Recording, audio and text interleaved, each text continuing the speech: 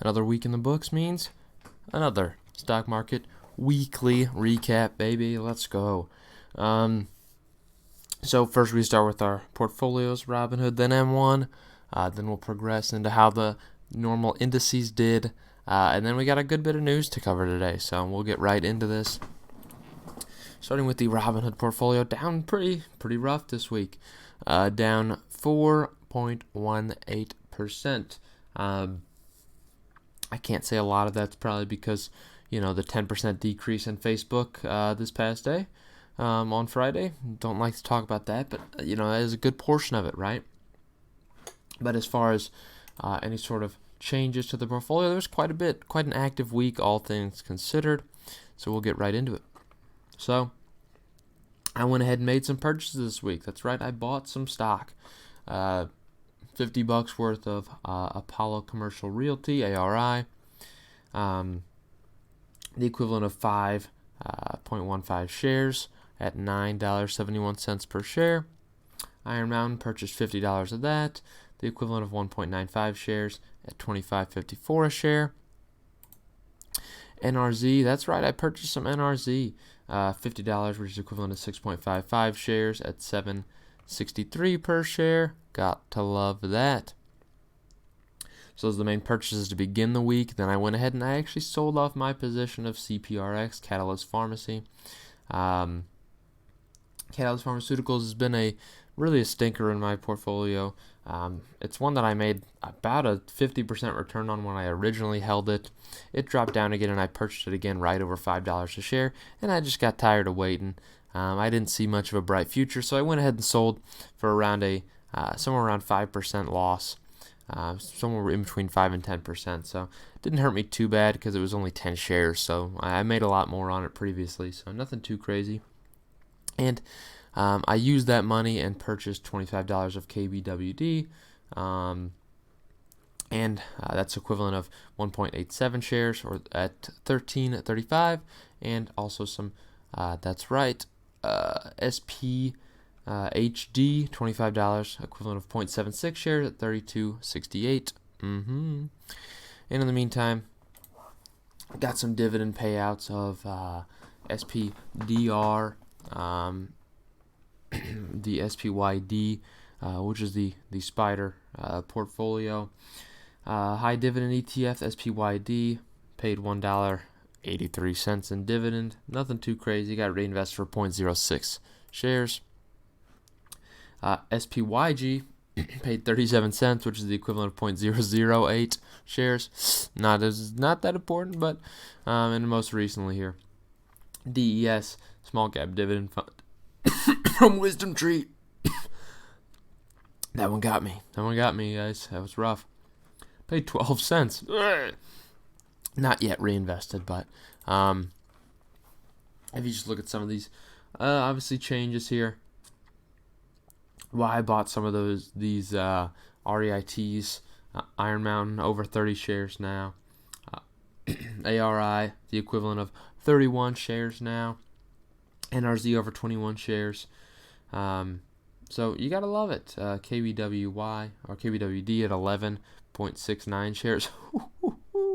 Gotta love it. SPHD at 6.44. So definitely made some moves. I'm still here, don't worry. But all-time, should look at the all-time. That brings us all-time to up 19.17%, or $2,712. For the M1 Finance portfolio, down 4.23 this week. Not a great week, all things considered. Facebook being a major portion of this portfolio as well doesn't help, I'll tell you that, because on the week it was down $100 by itself. So nothing too exciting here. Earned dividends of only $1.45 actually this week. Not many dividends being paid out this week, but next week I think there are definitely more lined up. So nothing crazy. Brings us all time to 16.16% up. If you look at just the holdings, actually only up 3.84% now. But if you look at, obviously including dividends, portfolio is up 16.16%. So Definitely exciting to see. Earned dividends is almost past my market gains at this point, so nothing major. I put in an extra $100 this week, which I'm waiting to invest on Monday, and I'll get the original $100 as well on Monday as well. So there's going to be $200 worth of investment on Monday, so that's pretty exciting. Nothing major though as far as changes for this one. So you can see I did underperform, which, it makes sense. My Robinhood portfolio has outperformed the past 3 weeks, how the indices did. So it makes sense. I'm down. I'm underperforming this week. So the Dow Jones down 3.31 on the week. Nothing crazy there. So that means year to date down 12.3, which is all things considered pretty fair. Nothing crazy there. The S&P 500 only down 2.86. Not bad given the week. Brings us year to date down 6.86. So, nothing crazy with the S&P 500. You'd expect it to be down a little bit further, but not really. And the NASDAQ was only down 1.9, which means year to date it's up 8.74%. So, some good, some bad, some ugly for sure, but nothing crazy there. Gotta be honest. So, nothing too crazy. So, into the news, we have, there were some an industry group that tried to fight the 25% tariffs on steel being imported. Now the Supreme Court backed the 25% tariff pretty much immediately. These people have been denied already when they went to a appeals court, and guess what? Now the Supreme Court backed it as well. So again, the whole impact of this, the whole reason for it is to really bring jobs to America. Obviously, we don't want to be buying all of our materials overseas. Even though it's cheaper, we don't want them to be doing that. We want to do some of the production in-house so we're not as reliant on other countries. And I think now is a perfect time where you can see the importance of not having to rely on other countries, as our main really place we're getting this from has been pretty unreliable to us. So we're just trying to get to a point where we're not, 100% reliant, and then there's not just one giant superpower in the world where we get every single material from, because if there were conflicts, we would be absolutely screwed. Just being honest with you. Next, we have a nice fake news article that they had to update. Interview with Peter Navarro saying that the China trade deal was over, which was a fake news article, by the way. I'm just telling you that right now. So they had to update it saying, well, we didn't mean that at all. It was incorrect. So Donnie went ahead and said the China trade deal is fully intact, which is good because phase one just went into effect. So if the trade deal was just empty, I don't know. Now, there are going to be absolutely some retributions coming out of this. I'll tell you that right now. We're probably going to be pretty hard on China, and I don't know if it's going to wait until re-election time. I don't know. Once election season hits, I don't know if Donald wants to do anything too insane before election in case, people... His main focus is going to be getting votes at this point, right? It's not about economic recovery at this point for the most part. It's going to be about getting votes, as any incumbent president really would. When it comes to election season, it's just bad timing, obviously, because, well, he's got an election to win, and he wants to seem most favorable to win that election. So it's a question of what's going to happen as a result of everything going on with China. What are we going to do? Because obviously there's been some trust broken. I don't know. I'm hoping this trade deal still goes through and we're not too harsh, but we got to be to an extent. Bayer has reached a $10.1 billion settlement. Oh, gosh. Of tens of thousands of lawsuits with U.S. plaintiffs alleged the company's Roundup herbicide caused cancer. Needless to say, I will tell you that every single thing in the planet causes cancer, as we've found out over the past few really centuries. Yeah, I don't think that goes without saying. Every single thing causes cancer. All the man-made stuff, at least. Come on now. Everything. You feel like there's a class action lawsuit every year about something causing cancer. That's all I can tell you. Macy's expects to create cost savings around $630 million per year with a major restructure initiative. So their main goal is to really talk about smaller stores, refine the supply chain as far as what the stores carry. They think that's going to be what makes them survive. Again, this is a company where bankruptcy is kind of inevitable, except for the fact that, well, they can survive. I mean, people will invest and they will survive. As far as smaller formats concerned, they won't be the same, that's for sure. But they're going to have to really use that money and go elsewhere with that money. So definitely interesting to see what's going to happen for this company. I don't know how it's going to go. So McDonald's has ended the trial run with Beyond Meat in Canada without any indication the program will be continued. The company is evaluating learnings from the Canada trial to see if they want to have plant-based on their menu. And I got to be honest, for the most part, these are duds of items. Not many people go to McDonald's looking for a plant-based burger. They really don't. It's not necessarily the place for it. It'll sell sometimes, but it's definitely not a big seller for them. And for the most part, it's not at all profitable because they pay a high premium for them. They charge a high premium, but if they don't sell it, well, they're not getting that money back. So costs are usually outweighing right now. So definitely not a program that's probably going to work. And as I mentioned, I think this entire trial run is just to see if they will make their own. I guarantee you if McDonald's wants to continue with plant-based, they're going to make their own. I can tell you that right now. It's just how these large companies do. They have the money to do it, and they're going to see. If it works well, they'll make their own. If not, they're not even going to deal with it. So we also have fear of re-shutting down. Obviously, Texas as well as Florida have already delayed their reopenings. Not a good sight, but there's also indicators that New Jersey and New York might do it again, as we've seen a resurgence, which, I mean, needless to say, is entirely due to thousands of people crowding the streets side by side protesting. But we're not going to condemn those, right? That's not what's causing it. I'm lying to you. It's caused by something else. I don't know.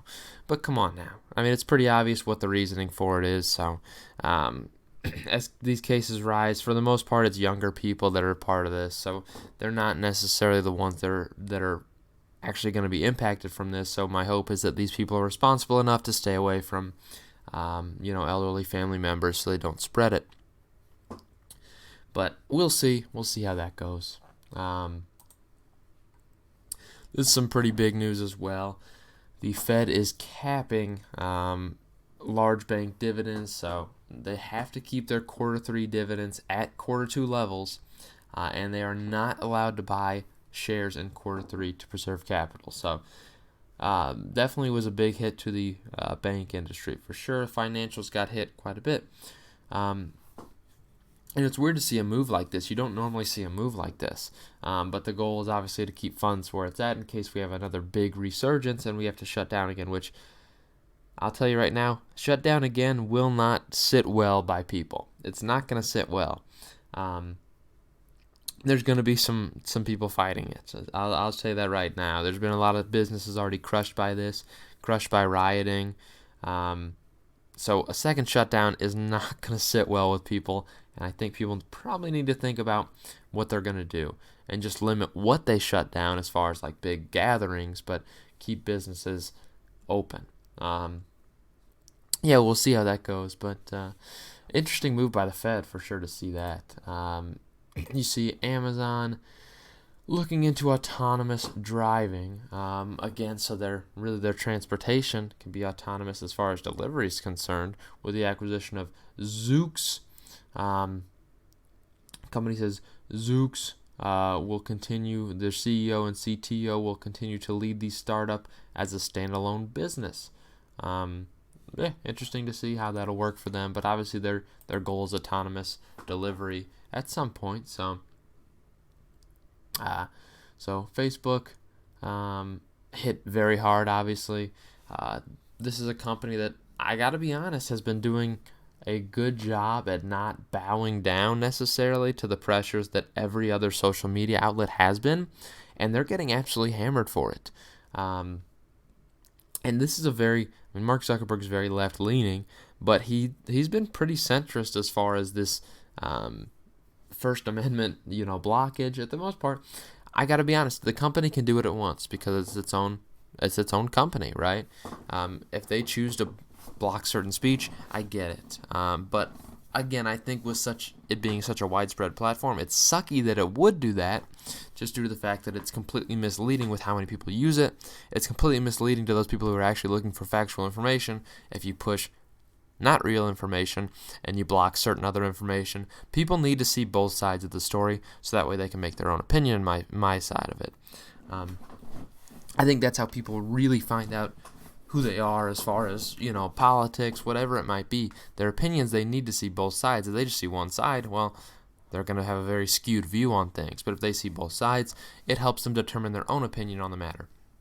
And I think that's really where our education system's failing right now. You're not necessarily seeing both sides, but that's another rant that I can get into. But Facebook's getting hammered, and my hope is that they don't make any changes to this quote-unquote hate speech. I hate this term, hate speech, because it's just ridiculous stuff. Everything is offensive nowadays. And I think we need to get to a point where we stop freaking out about this stuff. And if you don't like a post, you can block it, right? You can block that person. It's as simple as that. Not everything is hate speech. If you don't agree with it, I'm sorry. You got to learn to accept other people's opinions sometimes. Now, if it's something that's blatantly unacceptable, there's some and there's not much of it, but stuff that really is just completely unacceptable, racism, etc. You gotta just be able to accept people's opinions, though. It's not good for you if you just shut off everything you don't agree with. I'm sorry, it's not good for your development of your brain. You can't have a really good opinion there if you don't accept anyone else's, right? You gotta be open to things, open to discussion. It's what it's all about. I may disagree with people, but I would never shut down discussion. So anyways, everyone's pulling ads from Facebook because they're not banning hate speech. They're not, oh my gosh, they're not bowing down to what the leftist agenda is right now, right? Which is shut down every single thing. And not even the leftist agenda, it's just the extremists. It's entirely the extremists. They're not bowing down to what the extremists want, so all these companies that want to just remain good in the eyes of everyone are just stopping to advertise on Facebook, which, I think they'll quickly change their tune. They're just doing this just to look good. But regardless, I'd go on for hours about that. The world we live in is wild. But Disney is delaying Mulan's reopening from July to August 21st now. So pretty wild as we see Disney World get delayed. We see Disneyland getting delayed. Disney World potentially next, but that's all I got for you today. Hope you enjoyed.